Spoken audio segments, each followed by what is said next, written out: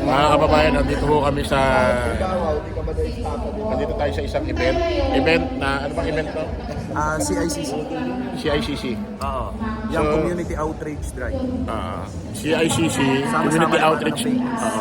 Community Outreach Drive. Samahan, sama-sama labanan ng fake news. So, labanan nyo kami. Labanan nyo sila. Ito ba tayo? So,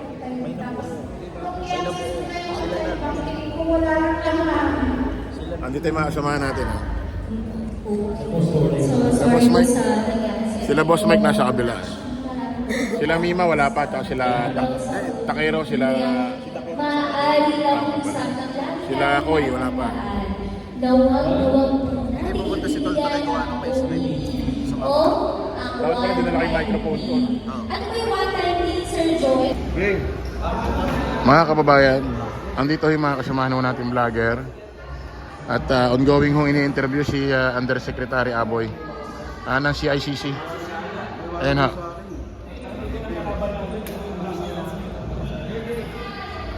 Attorney, magandang umaga po. Isa po kasi niyo yung tanong, ano po yung pinaka-pangunahin na natatanggap ngayon ng mga cases ng CICC? Wala ko na dahil Pasko, siyempre mga kababayan natin, pamasko nila, pinaka-important na natatanggap natin kasi mga shopping scam at saka yung delivery scam. So yung mga shopping scam, mga mas nangyayari, gumano sa mga Facebook pages nila, sa mga pages nila, gumano sa feeds, tapos kiniklik nila dahil malaki nga naman ang discount. So dahil natin yung mga kababayan natin, kiniklik nila, tapos yung na-scam sila doon. After that, magbawan pa doon sa legitimate sila, whether Shopee, Lazada, or some other legitimate shopping platforms. Minsan, pag pupunta sila doon, yung delivery naman yung nagkakaproblema, so nakaka-encounter din tayo ng tao. But to be fair, mas konti yung volume, in terms of volume, mas konti yung dami na nag-iisip natin compared to last year. Siguro, maganda na yung mga education na natin. So, tayo magpasalamat sa mga kaibigan natin, whether it's the media, ng mga social media vloggers natin, dahil napapalakas yung social media campaign natin, yung information drive, educational campaign. So, maraming salamat po. Attorney, last question din ako. Sir, kamusta po yung laban natin kontra doon sa mga scamming na ginagawa, yung mga text blasting ng Pogo? Yung mga yan yung tinatawag natin ng mga MC catcher devices.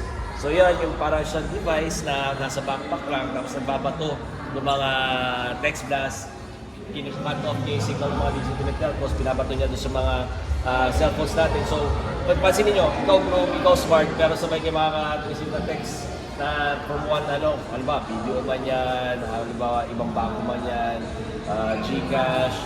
So, makaka-receive tayo ng mga text na gano'n, tapos may link. Yun yung pangunahing red flag eh. Pag may link na yan, pinagbawal naman ng National Telecommunications Commission natin na pag text message, bawal na kamitan ng link. So, tuloy-tuloy pa rin yung partnership natin with law enforcement agencies. Pero ang pinakamaganda sigurong solusyon na naisip ko ng CICC at ng ating parent agency, ang DICT, na isunset na or itigil na yung 2G and 3G na signal sa ating mga phones. Kasi dito lang naman naglalagay yung mga MC catcher device. Attorney, yun sa speaking of scamming, sa mga Pogo po, di ba? Meron pa pong mga nakakalusot pa po ba ng mga gambling link or paano po ba nilalabanan?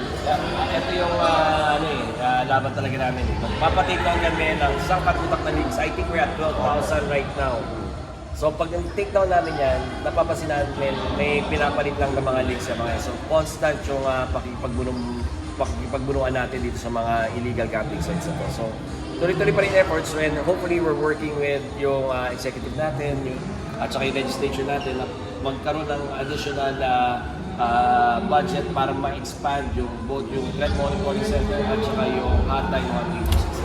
Ano ang question, Attorney? Ano po ang maipapangako natin sa mga kababayan natin sa mga darating na panahon para sa ganitong mga klaseng pangyayari sa mga scam upang hindi na po magtuloy-tuloy? Ang pinapangako lang ko natin, tuloy-tuloy tayo magsiservisyo, tuloy-tuloy ho na ilalapit natin sa mga kababayan natin yung servisyo ng CICC. Kasi ang napansin namin pag yung mga kababayan natin na scam, nahihiya sila, natatakot sila na mag-report. So, kailangan natin ilapit sa kanila yan at tuloy-tuloy ang trabaho natin. And hopefully we can expand, mapalaki natin yung Threat Monitoring Center, mapalaki natin yung hotline 1326 natin. Kasi ngayon, siguro sa ganda rin ng takbo ng ginagawa ng CICC, nagkakaroon na tayo ng queuing. Sabi, pag tumawag kayo sa 1326, minsan naghihintay pa kayo. Ayaw natin mangyari yun. So, and next year, dito sa kabilang building, yung Studio 7, magkakaroon na tayo ng action center dyan. So yung mga kababayan natin, pwede na pumunta dito sa CICC. Mapapansin nyo naman, isang MRT lang, andito na kayo eh. Isang bus ride lang, isang commute lang, andito na kayo. So 24/7 yung hotline na, yung action center natin na yan. Yung mga kababayan natin, pwede magpunta doon para kung nahihiya sila, may makakausap sila talaga for various interventions pagdating sa mga naranasan nilang scam. Ito po ba, attorney, is magkakaroon din po ba sa Visayas and Mindanao itong mga action center natin? Hopefully, maganda yung tanong mo kasi kagabi lang kasama ko at saka kausap ko si Governor Pam Baricuatro, nag-offer siya sa Cebu. Pwede ho tayong magtayo ng action center natin sa Cebu at naniniwala ho sila sa Cebu na kailangan natin pati yung mga kababayan natin sa ibang lugar mailapit natin sa vision natin. Salamat po. Salamat po. Sir, another follow-up question Sige po, po. Attorney.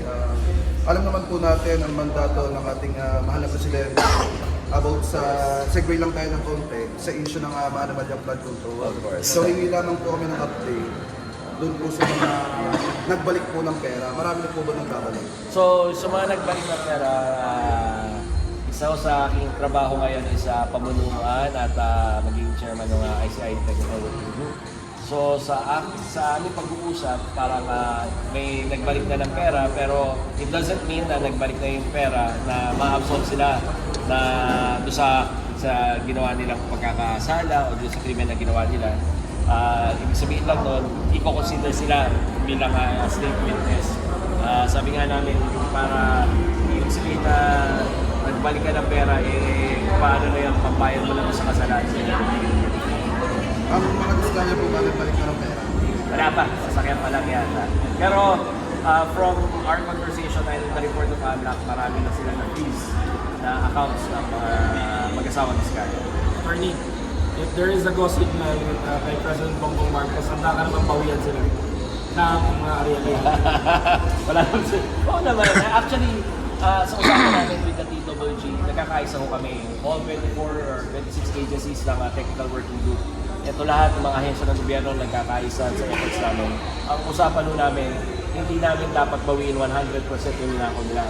Kung marami pa tayong makukuha mga ari-arian o mga assets nila that would exceed ang may mga ninakaw nila, yun ang gagawin natin kasi kailangan natin tandaan na hindi lang yung pag-restitution o yung pagbabalik ng mga ninakaw nila. May penalties, may fines pa yan na kailangan silang pagbayaran sa ating pamana at sa ating tao bayan. Salamat po. Okay. Salamat po. Ayos! Pero thank you rin sa pagpunta nyo at sa pakikisa nyo sa outreach program mo ng CICC. Malaking bagay mo sa amin to. Kasi again, yung minsan tayo makapagbigay ng kasiyahan sa mga senior citizens natin at ibang mga kababayan natin. So maraming salamat din. Attorney, may pahabol lang. Sige. Continue sa mga senador na porsyento. Posible bang mabawi yung kanilang nakamang porsyento? Wala kami kinikinig ng personalidad sa ICI. So, kung sino man yan at may ebidensya against them, so we will go after their assets, we will go after. Para ang pinaka-trabaho namin, hindi yung mabawi lang, pero ma-preserve yung assets para naman pag later on merong court decision na sila magsasabi na may sala or wala yung isang tao, meron pa tayong mga assets na pwede pagkukutan para sa recovery at saka sa penalties nila and fines. Last message, Attorney, dun sa mga sangkot sa Maanamadjang Flood Control. Doon sa mga sakot sa ano man yung flood control, I think this is something personal for me na hindi naman hindi as CICC, hindi as ICI. Kung sa ko kayo, umamin na lang kayo. It makes it easier for you tsaka sa mga kababayan natin. Na umamin na lang kayo, solid nyo yung mga, at harapin nyo yung pagkakasala nyo. At saka, mas madaling patawarin nyo gano'n eh. Kasi yung, halimbawa, ganito, na nagtatawarin pa kayo, or may pinoprotektahan pa kayo, di ba? So, my advice is, I think you owe it to the Filipino people na umamin sa mga kasalanan na ginawa mo, sabihin ang yung mga kasalanan na yan at sino-sino yung mga sangkot dyan. Para naman mas madali para sa gobyerno, hindi na kami kakaso sa gobyerno para lang kabulin kayo. Alright, thank you po, attorney. Thank you, attorney. Thank you po.